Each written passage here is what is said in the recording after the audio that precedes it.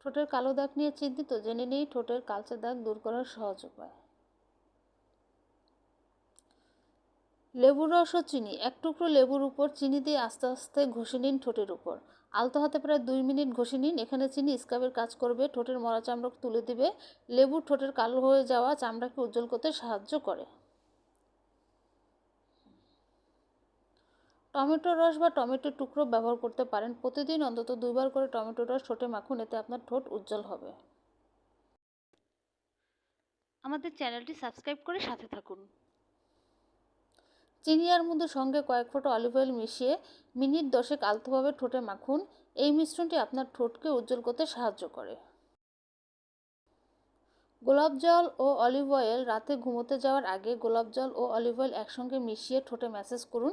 নিয়মিত 7 দিন মেনে চললেই পার্থক্য চোখে পড়বে। সাথে থাকার জন্য ধন্যবাদ।